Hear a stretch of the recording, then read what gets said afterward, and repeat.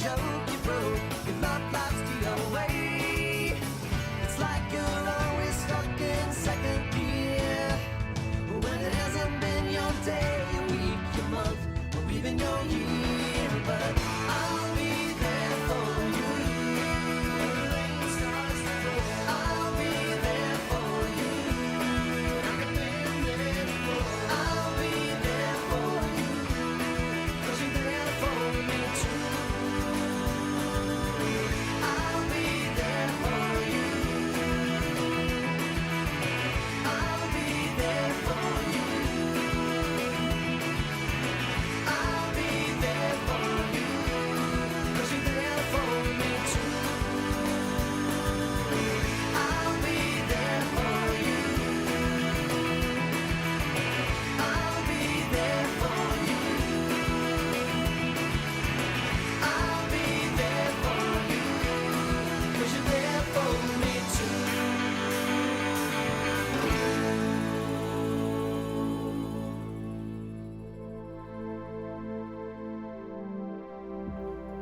Hello, and welcome to the 10th season of The Hive. Go Yellow Jacket Photojournalism students! This year celebrates both Mr. Adams' video production class, Photojournalism, as well as this video news program, The Hive. To kick off this year, our first story is... That's a nice mask you're on. What's going on there? Well, as you know, there's been a worldwide pandemic raging across the globe. Where have you been? Not to be rude, Shy. Enough! As Shai so kindly reminded us, COVID has changed our lives since earlier this year. Our first story covers just that. The feelings of LHS's faculty and staff. Speaking of that, let's take a look.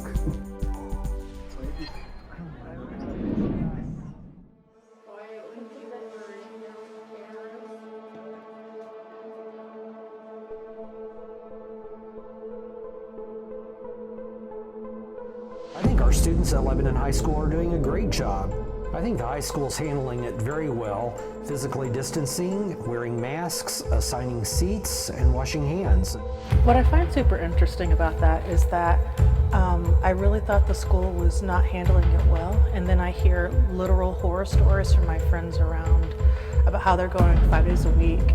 Kids are getting COVID, but they're not shutting down, they're not going hybrid.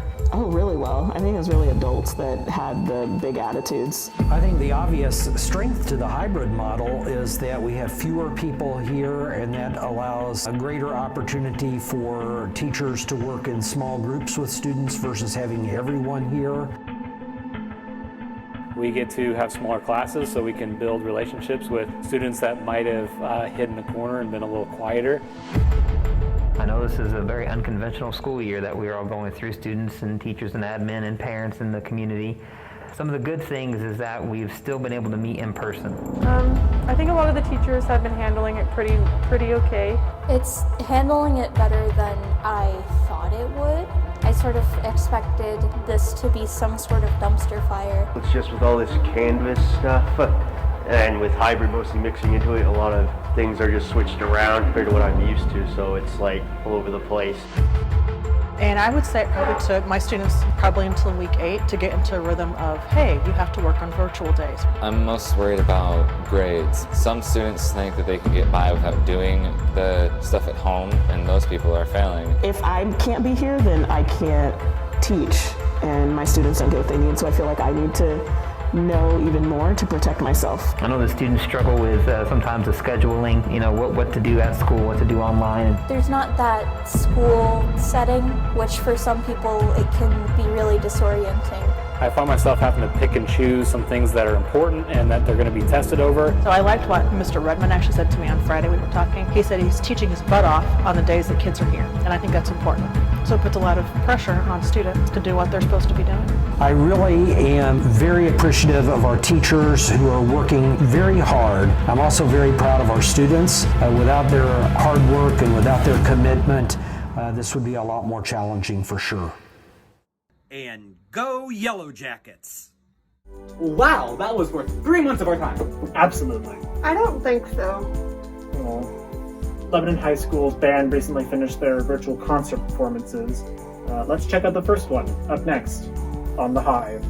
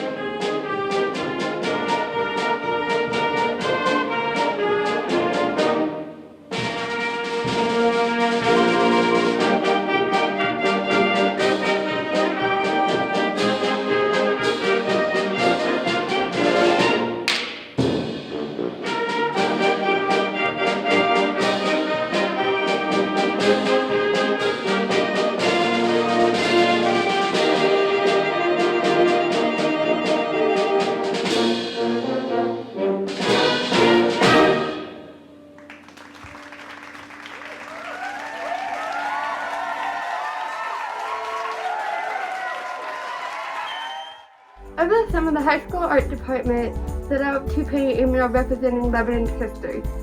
Up next, the Hive, coverage of the mural's story and development.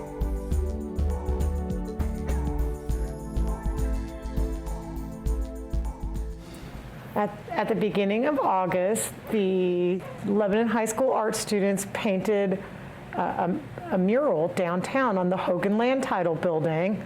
We depicted a vintage style postcard that says Lebanon, and inside the letters and outside the letters told the story of Lebanon, from our scenery to our history to the things that we manufacture. And then to the left of the vintage postcard, we depicted Lebanon's master storyteller, Eleanor Ford. The mural was also a tribute to her and her over 40 years in education. Exceeded my expectations, 100%. I asked Ms. Barker about doing a mural, and she actually gave me this idea that somebody wanted a vintage postcard with like Lebanon and have like images of Lebanon-esque things in it. And so we have like the school districts and like the magnetic well, which is like how Lebanon pretty much got its start. Route 66, obviously. I'm really glad we got the permission to use the Osage seal, and then like scenic riverways that we have. Our next segment is on Transgender Day of Awareness. This is a one-week celebration in November which aims to raise common knowledge of the transgender community through education. Up next are some personal interviews with LHS students on the matter. My name is Johnny. I'm a transgender man, and I use he, him pronouns. It's a day to remember those that did not make it, or those that we've lost to numerous circumstances, whether that be murder or suicide. Really, trans women of color, the average life expectancy for a trans woman of color is from 35 to 37 years old. But I've definitely had a lot of shit from cis women. I've had people talk about what's in my pants, which is uncomfortable. I've had not good experiences with family regarding it, especially a lot of intentional misgendering and dead naming. There are some people in this school who may not like the idea of the school participating in Trans Day of Remembrance, but for the trans students in this school, and trans and non-binary students in this school, I think it would be very, very important to them. Hi, I'm Mars. I'm non-binary. I go by they, them. In a small town, the LGBTQ and the trans community don't really get noticed a lot, if any, and even then it's most likely going to be negative or put into a negative light. So I think that we should really bring this out into the light. I don't understand why people would use their religion to be so bigoted towards others when their religion tells them to be kind to all and treat each other with respect. I would say yes, but they like to hide it a little bit. I would not really know any examples because I've only been here 3 years. I don't really know anybody here. They are kind of religiously based. The parents that are raising the kids that go to this school, the school will receive a lot of backlash, but personally I think that's backlash that should be received just so that everybody, we need to be noticed. It's not fair that we get to be bullied and pushed aside. My gender identity is trans female. When I first came out, a lot of people thought I was just confused, and I understand that because a lot of kids do get confused and it's not really their fault. I know for a fact that I don't want to be a guy, so yeah. And I haven't really had any major problems with it. I'm very aware of what's been happening in the news, especially in the past few months. Before the election, in the past few months, there was a lot of stuff going around. Trump trying to take away trans rights for healthcare and the right to be non-discriminated against in restaurants and hospitals and stuff like that. The laws don't really affect me much. I know they affect a lot other people, but they haven't affected me much, thankfully. I know a few of my friends have gotten more backlash than I have. Things I could change here at Lebanon, definitely the acceptance, because I know as a job, the teachers are required to not bully students, and it's a thing. And the teachers here are really good about it, but I know in other schools they're not. We continue with our showing of the band concerts. Up next is the Christmas song.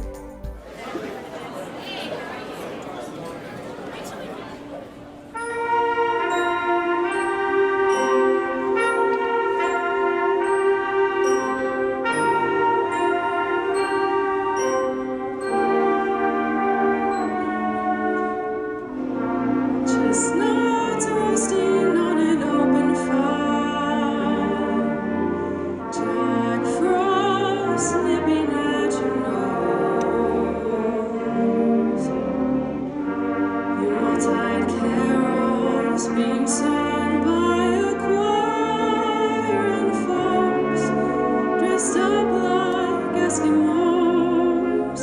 Everybody knows the turkey and some mistletoe help to make the season bright. And tiny tots with their eyes on the ground will find it hard to sleep tonight. They know that Santa's on his way. He's loading lots of toys and goodies on his sleigh. And every mother's child is gonna spy to see if reindeer really know how to fly. And so, by reveling their simple phrase, two cats from 1 to 92. Although it's been said many times, many ways, Merry Christmas, Merry Christmas, Merry Christmas to you.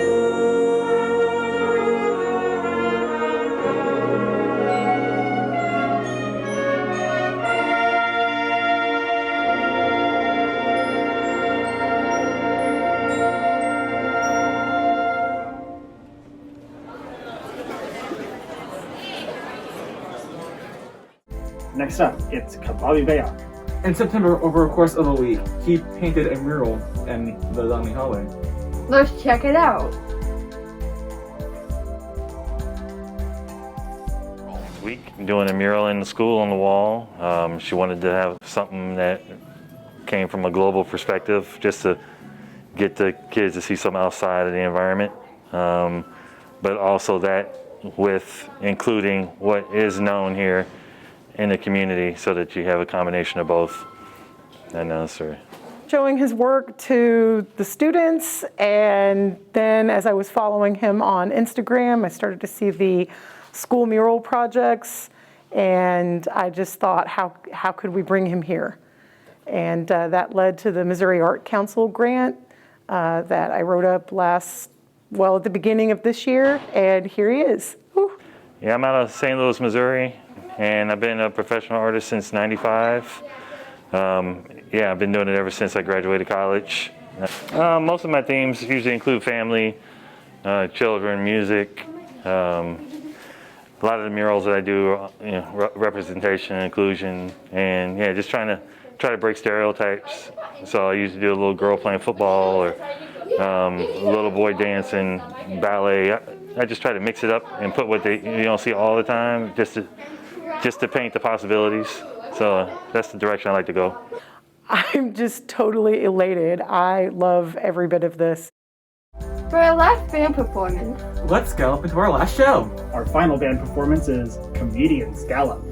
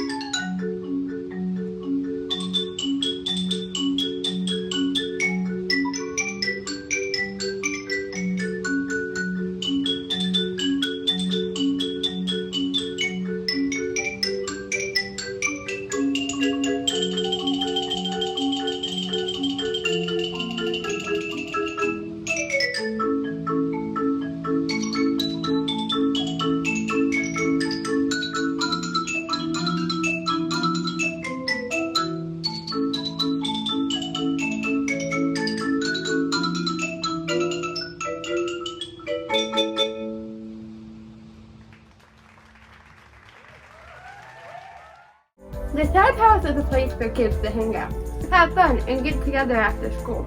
Our next segment showcases the Sound House and what it's all about. Let's check it out. Check it out. Okay. Yes. Please join us for Giving Tuesday on December 1st. My name is Shannon Williams and I'm the program counselor at the Sound House. We need your help to continue to provide the vital resources to our youth in order to give them a brighter future. Hello, my name is Leslie Scott and I'm the building manager here at Project 360. I work closely with my staff to ensure that our at-risk and homeless teens receive the utmost benefits they deserve. Please join us December 1st for Giving Tuesday and check our Facebook for more updates. Every month, a shining group of students are chosen to be star students for exemplifying the jacket code. The culinary arts class takes the liberty of serving these kids food for their luncheon. For our final story this episode, let's see all the work that goes into these lunches. Let's take a look. Once a month, the culinary arts classes prepare a full course meal for our star students and teachers. Aubrey is a delight. She is always willing to lead discussion and get work done. She works hard to get her grades, and she is very motivated student. That's interesting because none of your chefs yesterday wanted to be I was chefs. going to say, I've got one that has just recently changed from chef into possibly being a writer. Yeah. She wants to be a travel writer, but do that towards the culinary world. So. Well, that'll be interesting.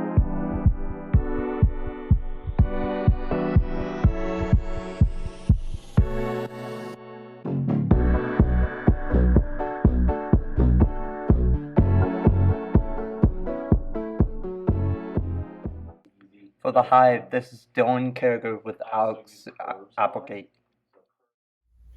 Well, this concludes episode 1 of season 10 of The Hive. I'd like to thank my co-hosts, Shy and Gage, for working with me on this extensive venture.